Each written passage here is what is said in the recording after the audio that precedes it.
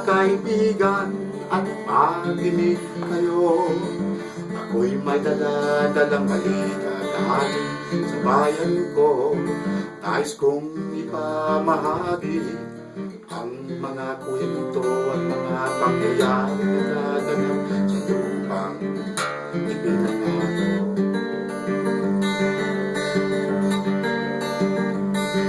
Ang lupang pinanggalingan ko'y may bahing ng dugo.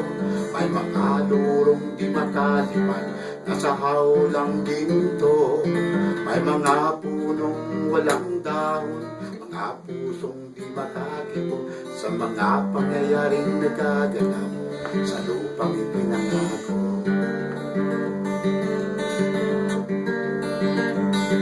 Mula nang makita ko ang lupang ito, nakita ko rin ang munting amoy sa puso ng tao.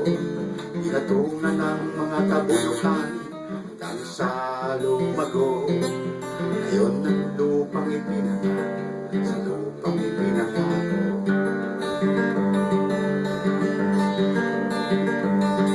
Lapit mga kaibigan at makinig kayo. Ako'y may dala-dalang balita galing sa bayan ko. Nais kong ipamahagi ang mga kwento at mga pangyayaring nagaganap sa lupang ipinangako.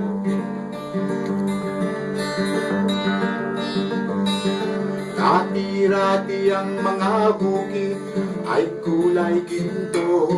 Dati-rati ang mga ibon, simlayan ng tao.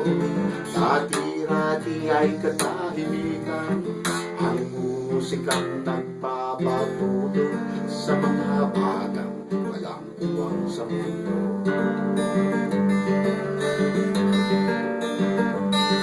Ngayon ang lupang ipinangako ay nagsusumamo. Patakan yun ang luha, apoy sa kanyang puso. Dinggin niyo ang mga sigaw ng mga puso ng tao'y kung inyong dadamit kagilang sa inyo.